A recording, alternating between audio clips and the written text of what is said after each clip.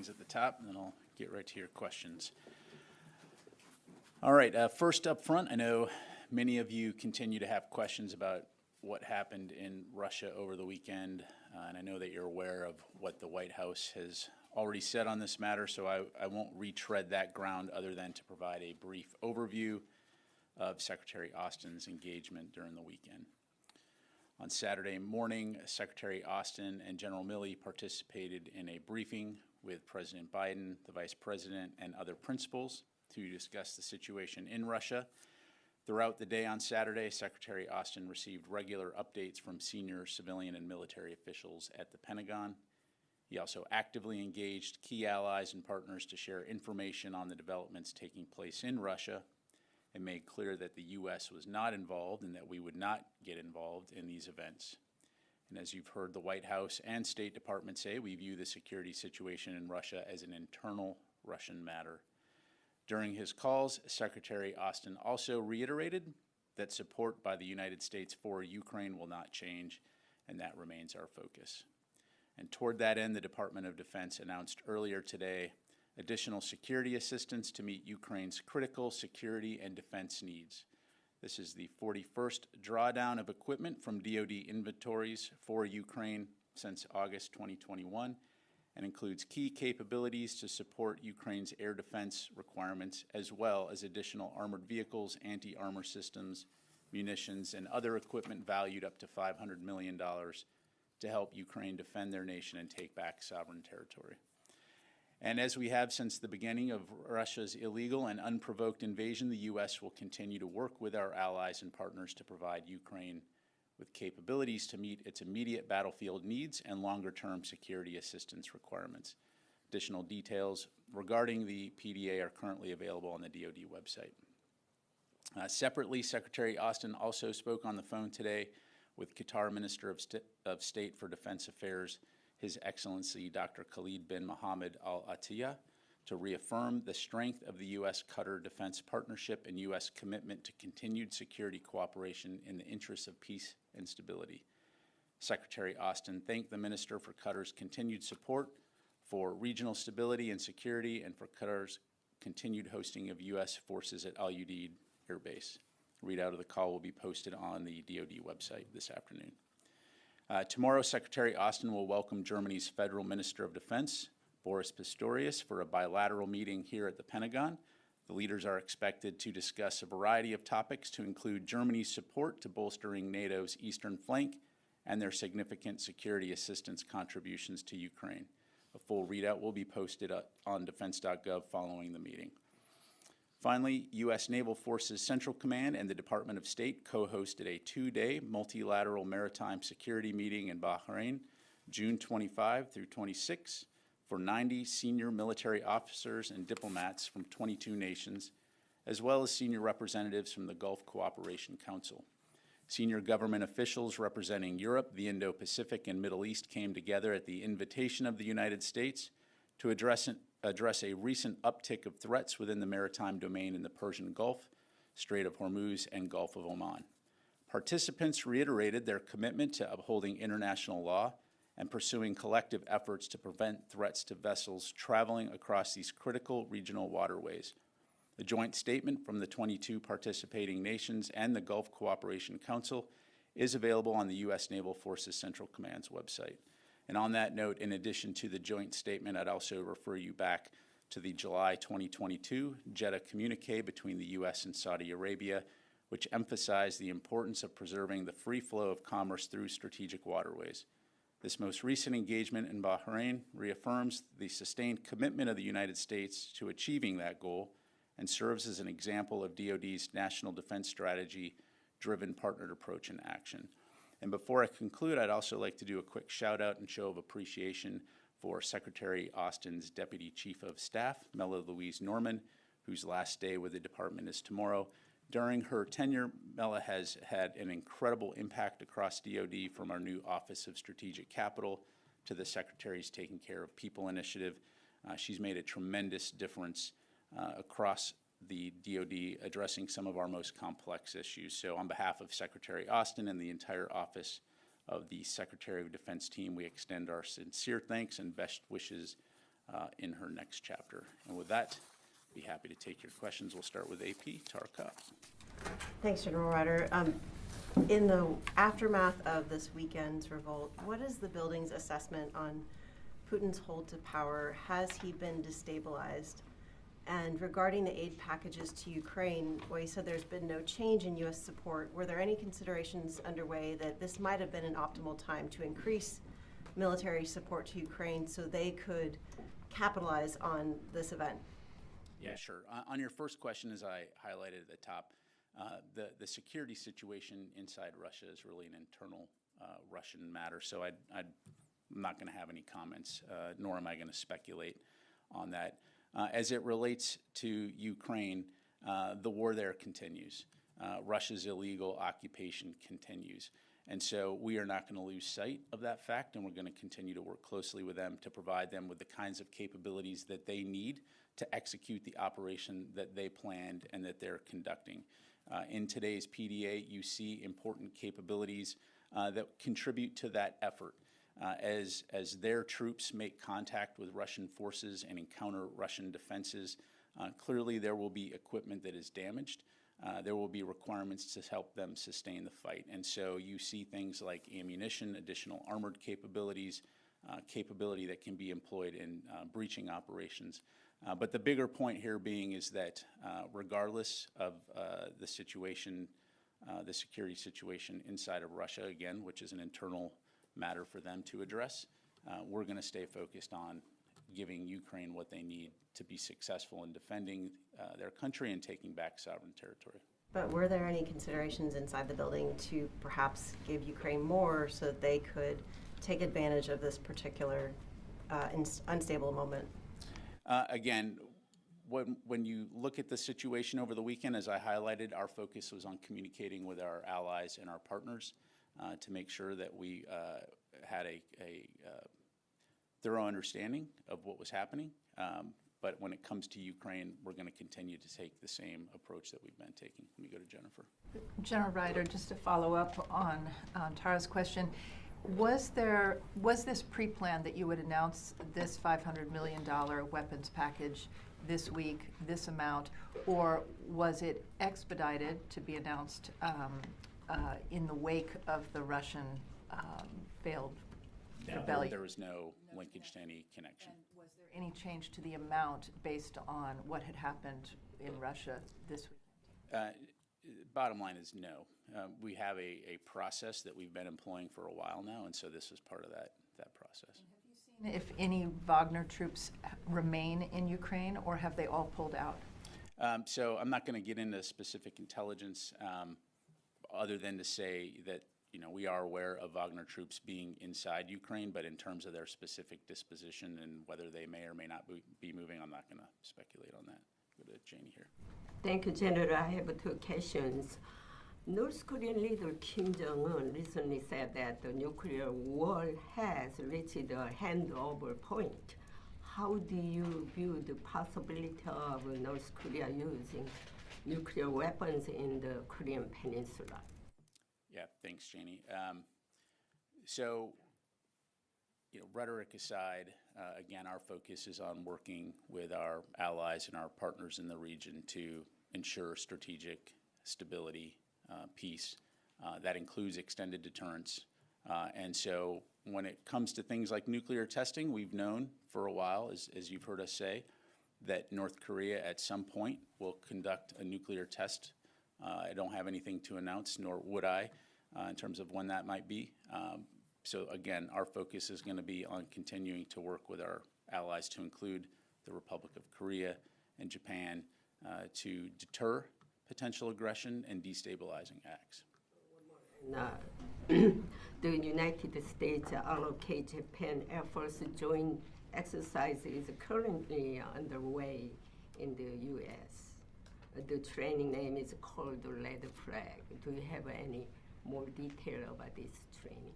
I don't. I'd refer you to USFK. They can get you some additional information.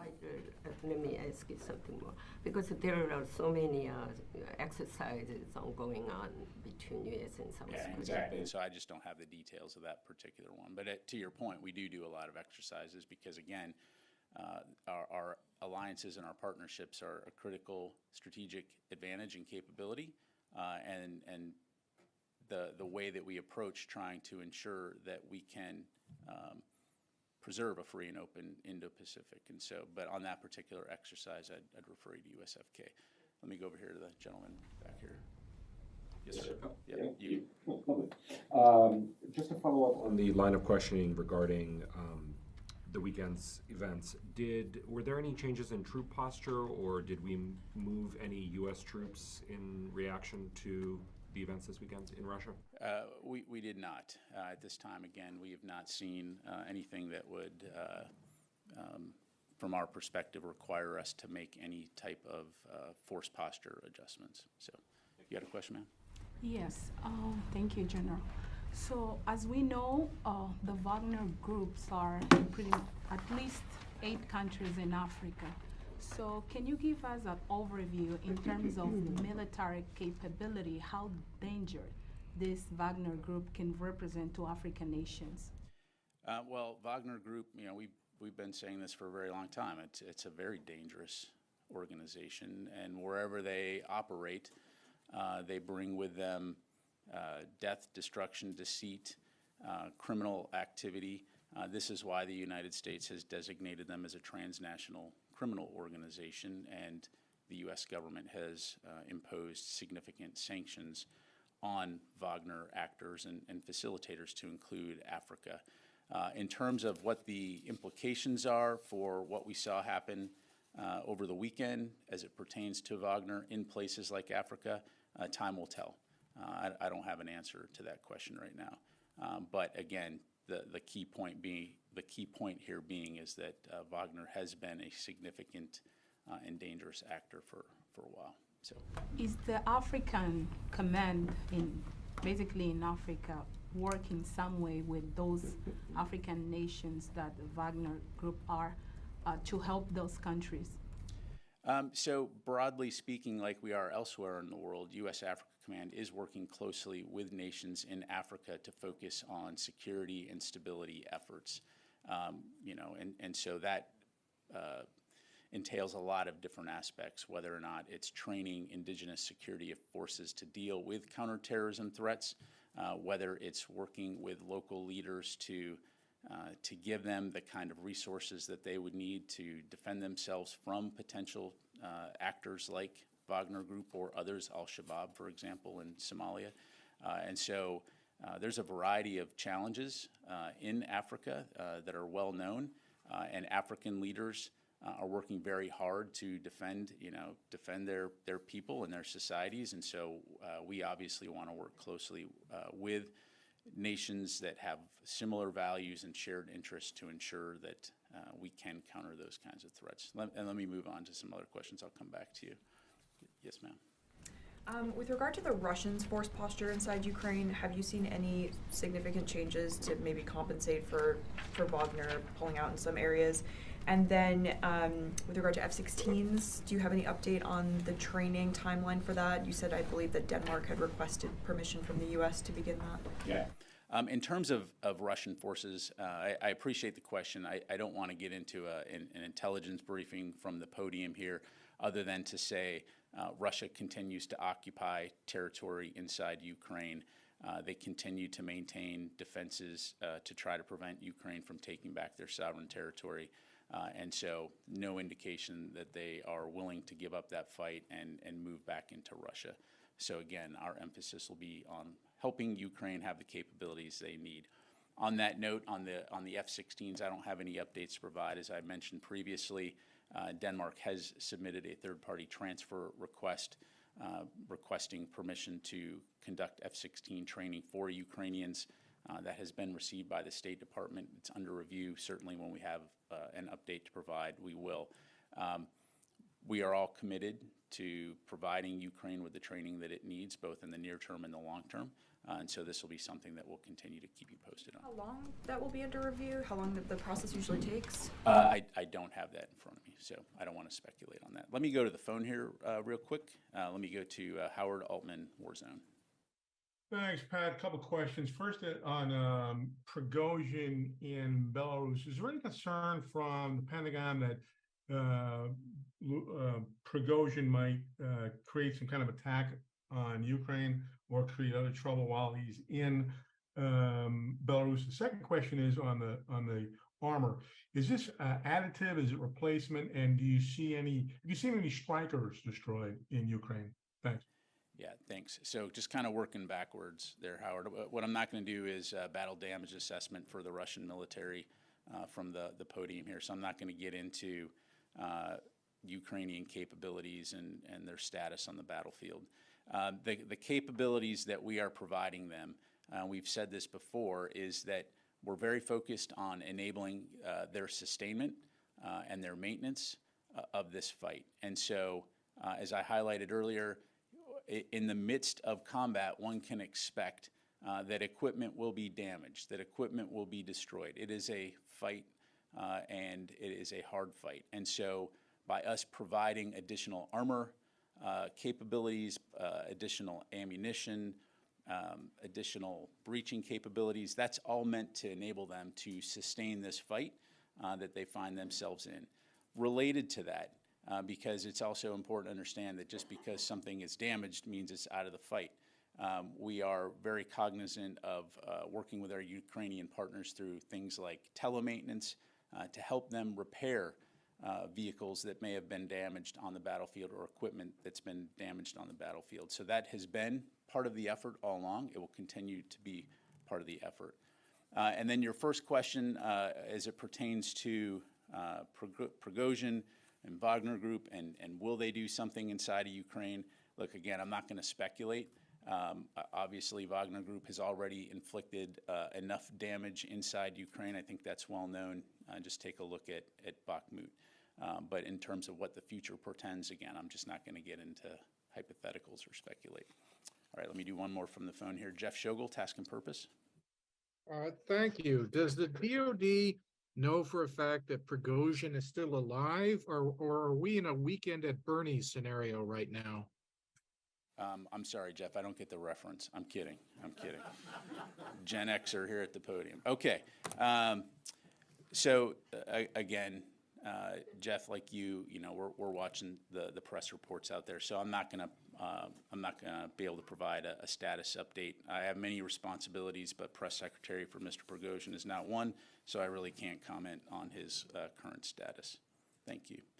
Let me go to Tony here. A few equipment questions. How soon might the Bradleys and Strykers arrive in Ukraine? Tony, I'm not going to give a specific timeline other than to say we will move equipment there as quickly as possible, and I think our track record shows that we've been able to move things quickly. So we will never announce in advance when specifically those things will arrive.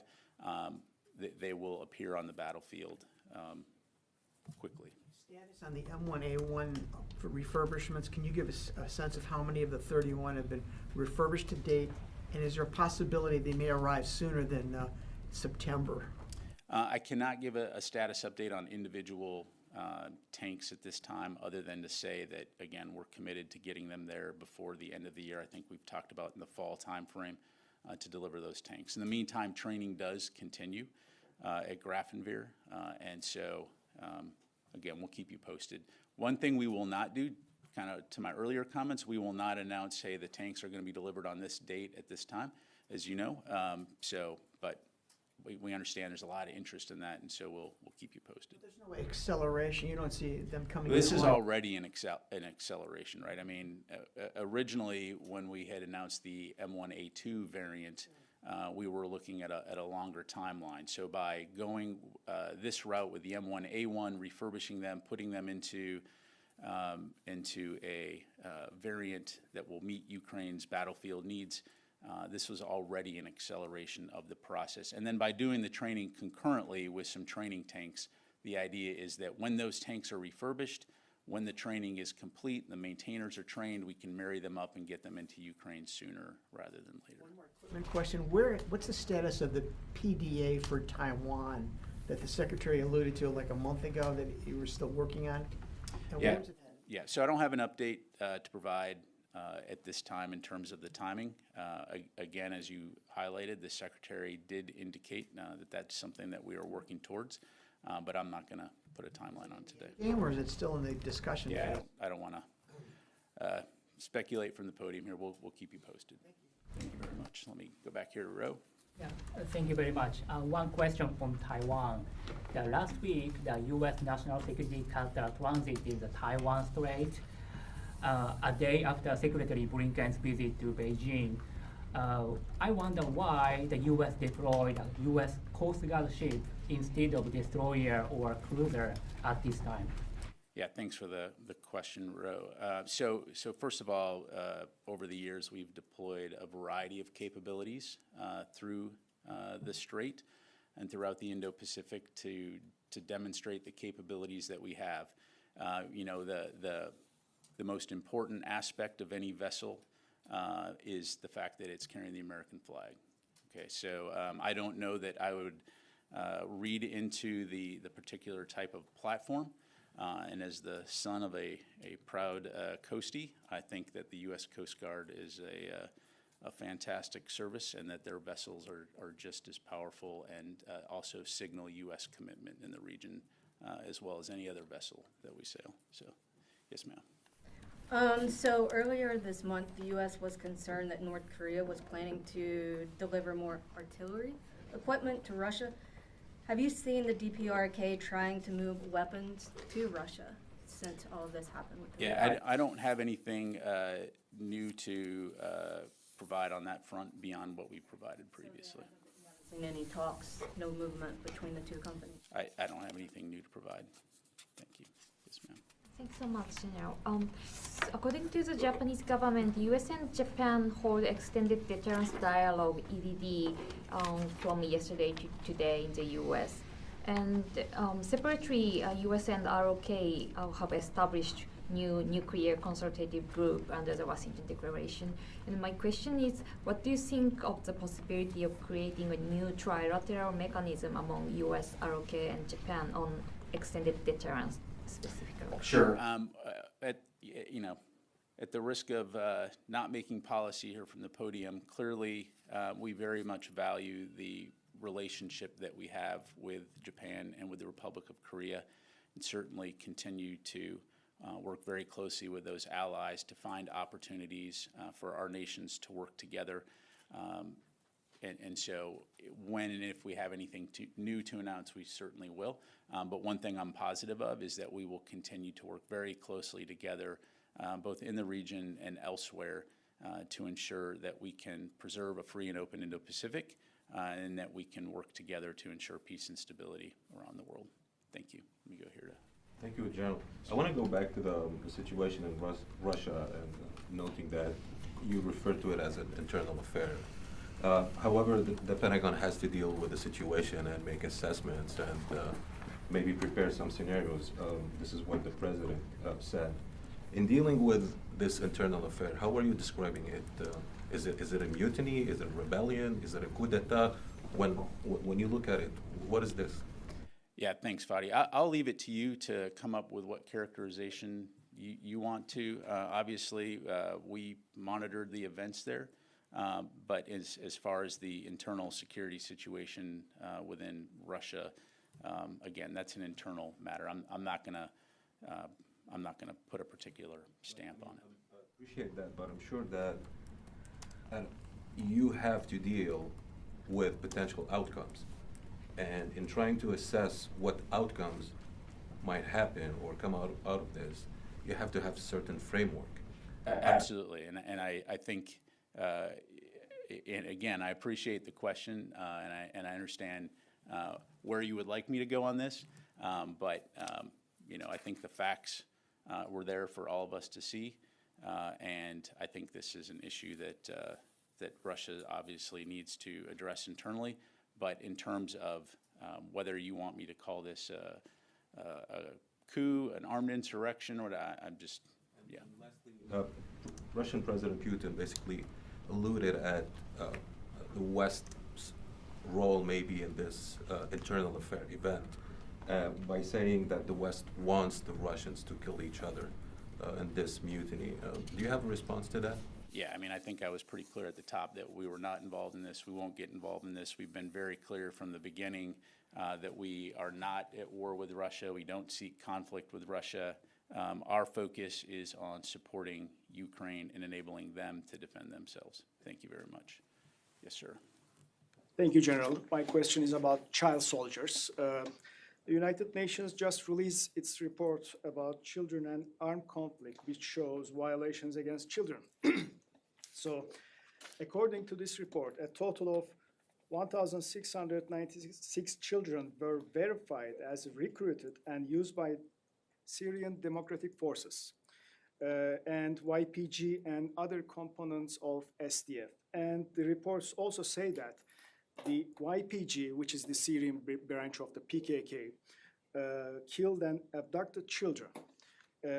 Just to remind, the YPG is the Syrian branch of PKK, and PKK is a terrorist organization. Is not only. Are you asking a question, or are you making a declarative statement? I will ask a question. Okay. And the PKK is, a terrorist I know what organization. the PKK is, yeah. I'm very aware. It's the United States has declared the PKK a terrorist organization. Very aware of that. Can you get to your question?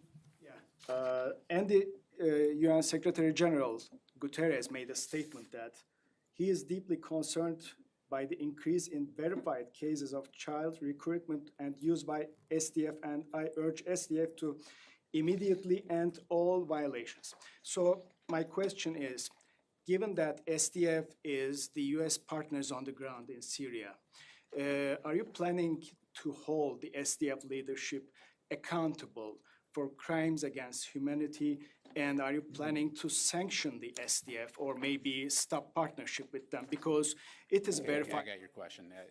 So this is a press briefing room where we ask questions. We don't come here and provide editorial comments for 10, 15 minutes. So to your question, I haven't seen the report, so I can't comment on it.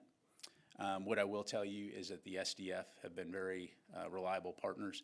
And if you want to go back in time a little bit to 2014, when ISIS was beheading people and controlled half of Baghdad and most of Syria, and talk about human rights violations, we can go ahead and talk about that.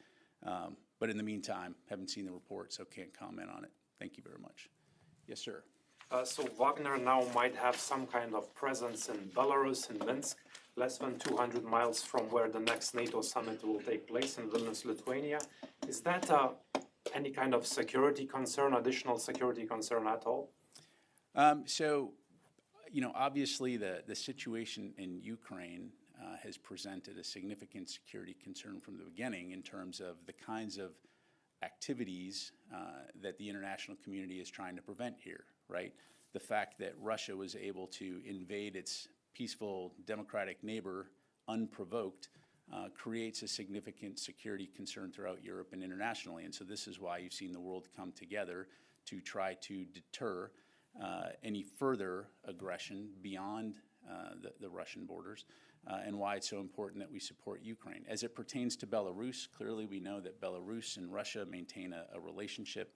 We've seen no indication at this point of any type of additional military activity that prevents that threat or presents a threat. But what I would say is, the NATO alliance is a very strong alliance that's worked very hard over the last year to ensure our collective security and ensure a commitment to one another that every single square inch of NATO territory will be protected. Thank you. Time for a couple more. Yes, sir, and then we'll go to Louis. Thank you very much, General. General, regarding to what's happened this weekend in Russia, do you still have communications with your counterpart in Russia about this situation? And what was your message to them? And what's the big concerns for the DoD about what's happened during that weekend? Yeah, so to answer your question, no, the Secretary did not talk to his Russian counterpart. And in terms of, that's the answer to your question. So, did you have a second part to that? I know. Do you still you don't have any communications with Russia till even the lower level? Broadly, yeah. We have multiple lines of communication with Russia, various mechanisms by which to communicate. But as it relates to the Secretary, no, he did not communicate with his counterpart over the weekend. Big concerns about what's happened during the weekend. Thank you. Well, certainly. I mean, in terms of potential instability in Russia, it's something that we take seriously, which is why the Secretary and other senior U.S. government leaders were watching and continue to watch this situation closely, and we will going forward. Let me go to Louis, and then we'll do one more on the phone here. General, following up on Natasha's question about the F-16s, you mentioned the review that's at the State Department for Denmark. What are the next steps after that? Should that be approved? And does the Netherlands have to undertake the same approval? And in other words, can one country begin training on the F-16s before the other? But what essentially happens should approval happen? In terms of, are you looking at contractors being the trainers? Did I say Netherlands or did I say Denmark? Denmark. I mean, but the Netherlands is also correct. So exactly. So the Netherlands and Denmark have volunteered to take the lead when it comes to putting together this program, and so they're going through that process right now of identifying and putting those kinds of details together in terms of what that training pipeline will look like. So in terms of considerations like basic flying training, language training, since English will be a requirement to fly the F-16, and then where that training will actually occur. And so those are all details that the Danes and the Dutch are working through right now. In terms of the third-party transfer request, again, I'm not going to put the cart before the horse here and speculate in terms of timing, but you've heard the U.S. say that we are committed to supporting this program. And so we'll continue to work with Denmark and the Netherlands and other partners who have agreed, allies who have agreed to support this program to ensure that it's successful. And we'll certainly keep you updated as more information becomes available. Okay, let me go, last question, Jeff Selden on the line. General, thanks very much for doing this. Wanted to follow up a little bit on Wagner and Africa. To what extent is the Pentagon concerned about, or maybe even starting to see a possible domino effect with a weakened Wagner group leading to additional instability in the places it's inserted itself in Africa? And then also, while events were unfolding with Wagner, Prigozhin, and the aborted run on Moscow, were there any attempts by the Pentagon to contact China's military? And if so, was there any response? Yeah, thanks, Jeff. So you may not have heard my comments earlier about Africa, but the bottom line is, in terms of the potential implications for Wagner Group in Africa, that's something that we'll continue to keep an eye on. We've said for a while that they are a destabilizing influence in that region and certainly a threat, which is why they've been declared a transnational criminal organization, and the United States government has imposed sanctions on actors who are facilitating or also a part of the Wagner Group. In terms of China, again, I don't have anything new to announce in terms of outreach to China. Certainly, we continue to advocate for keeping the lines of communication open, and we'll actively continue to do that. Thank you very much, everybody. I appreciate it.